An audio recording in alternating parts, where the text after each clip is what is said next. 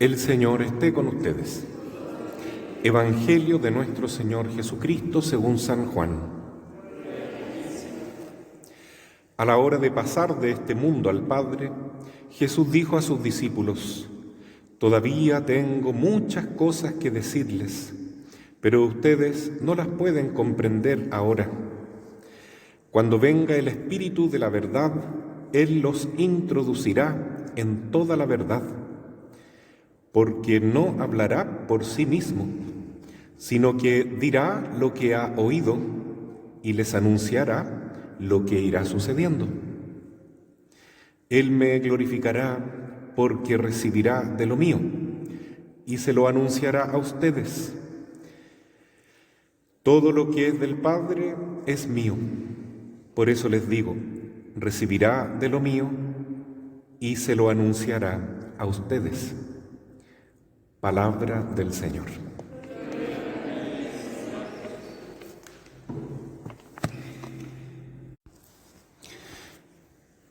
Cada vez las lecturas bíblicas nos van hablando más y más del Espíritu Santo a medida que se acerca Pentecostés. Y hoy día el Señor nos da un mensaje explicando quién es el Espíritu Santo. Es el Espíritu de la verdad. Esto es muy importante porque si no hubiera verdad, nosotros ni siquiera podríamos hablar, porque todos estaríamos engañándonos mutuamente. Y si no hubiera verdad, entonces nada tendría sentido, seríamos como plantas prácticamente. Pero gracias a Dios existe la verdad, Cristo es la verdad, Cristo es el camino, Cristo es la vida, y Él, como dice hoy, nos envía su Espíritu. El Evangelio es bien claro en este punto, dice: todo lo que es del Padre es mío, porque el Hijo de Dios lo recibe del Padre. Pero a su vez, el Espíritu Santo recibe del Hijo la verdad, la sabiduría, la ciencia, y lo anuncia a nosotros. Lo que quiere decir Jesús, queridos hermanos, es que desde que el Señor se va al cielo, adquiere un protagonismo completo el Espíritu Santo de Dios, porque la Iglesia ahora comienza a ser iluminada, guiada, orientada por el Espíritu Santo. Al Espíritu no lo vemos, pero Él habita en nosotros.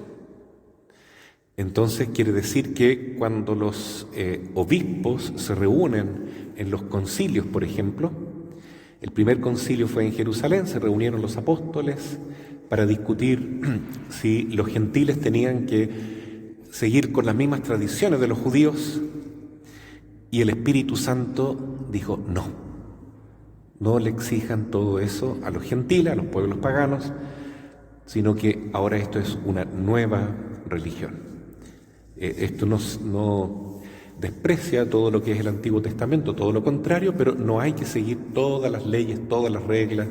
Por ejemplo, no es necesario que los hombres nos circuncidemos, no es necesario ahora el día sábado como día del Señor. Hay una serie de cambios, porque ahora la religión no es judaísmo, sino cristianismo. Y eso se definió en el primer concilio de Jerusalén, cuando todavía estaban los apóstoles vivos.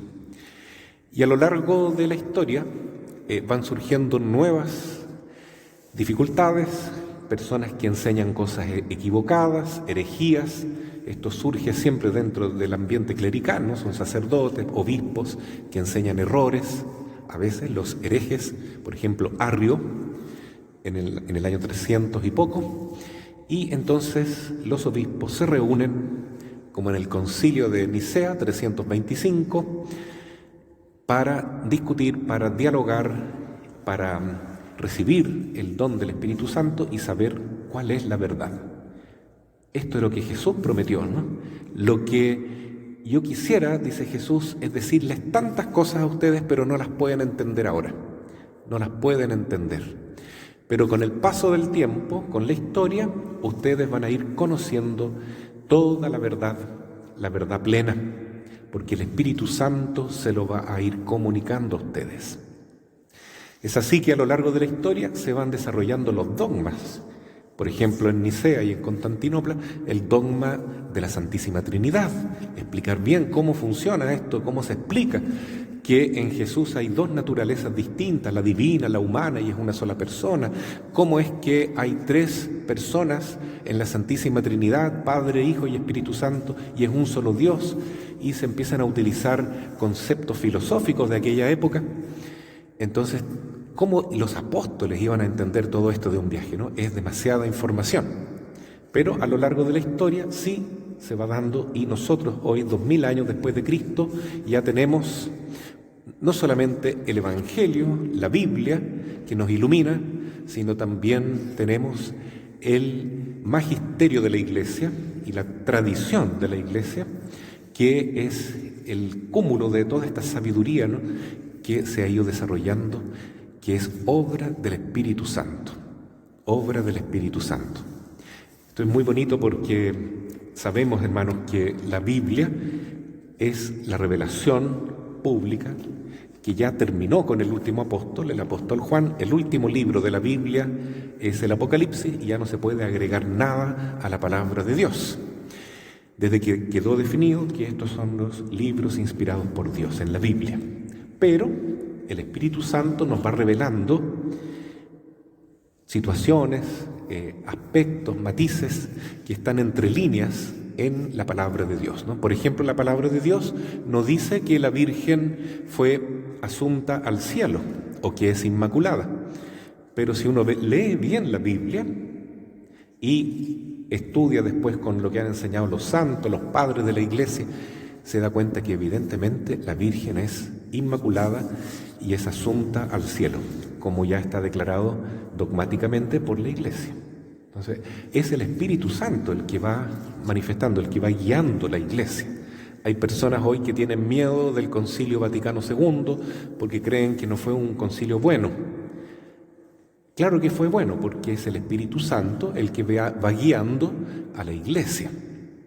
Tal vez hay cosas que en este momento no las podemos entender. ¿Por qué se perdió esto? ¿Por qué la tradición no sigue así, así? Pero es que el Espíritu Santo va guiando a la Iglesia y va podando lo que quiere.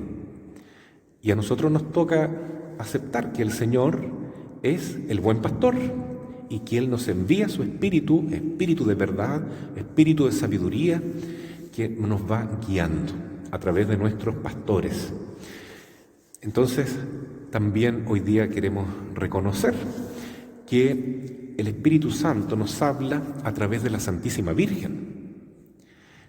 Porque hay quienes dicen, yo no necesito escuchar lo que dice la Virgen en Lourdes, por ejemplo, o en Guadalupe.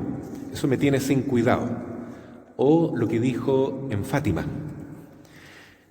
Pero resulta que es importante, porque la Virgen María es la llena de gracia. Entonces el Espíritu Santo también nos habla a través de nuestra Madre.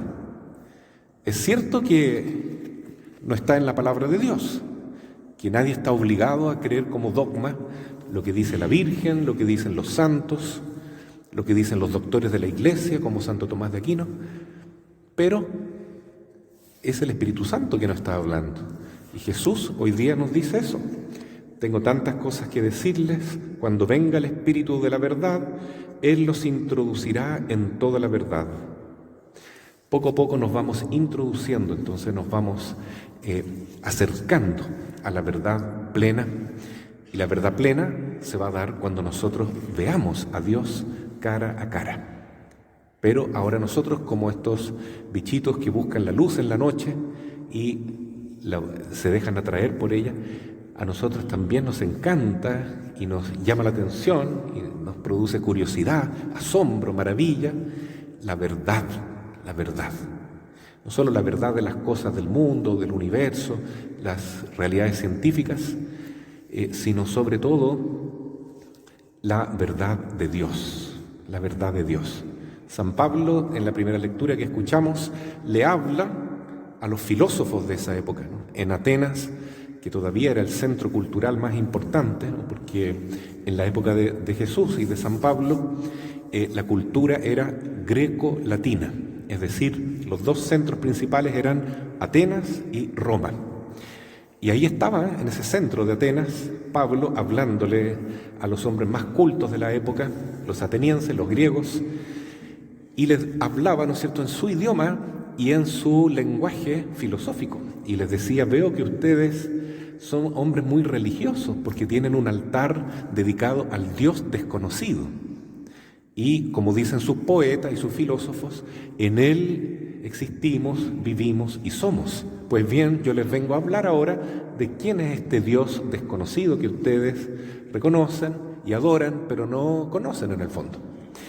Bueno, les dice, este Dios desconocido es Jesucristo. Y entonces él ahí introduce también la verdad de la resurrección. Y dice que Jesús murió y resucitó por nosotros. Ahí comienzan a reírse estos filósofos, ¿no? Porque como dice San Pablo, la cruz y la resurrección es necedad para el mundo y locura para los judíos. Pero para el que cree en Jesús es causa de salvación y de verdadera sabiduría. La pasión de nuestro Señor, su muerte y su resurrección no podía quedar afuera del mensaje de San Pablo. Tampoco nosotros hoy día podemos dejar de lado las verdades fundamentales de nuestra fe para caerle bien al mundo, para actualizarnos con el mundo, ¿no? Para modernizarnos. Eso sería traicionar el mensaje y la tarea que nos dejó el Señor, que nos mandó: vayan por todo el mundo, anuncien el Evangelio. Pero anunciar el Evangelio no es caerle bien al mundo y a las culturas de cada época, sino decir la verdad, y la verdad de Jesucristo, aunque duela, aunque nos traten como locos y necios. Sin embargo, algunos se convirtieron: Dionisio Areopagita, Dámaris y otros, y ahí entonces va surgiendo la primera comunidad ateniense y luego esa comunidad religiosa de los griegos que hoy conocemos como Iglesia Ortodoxa, que son tan piadosos y tan buenos. Que ojalá algún día volvamos a ser una sola iglesia y regresen ellos a la Iglesia Católica. Así sea. Amén.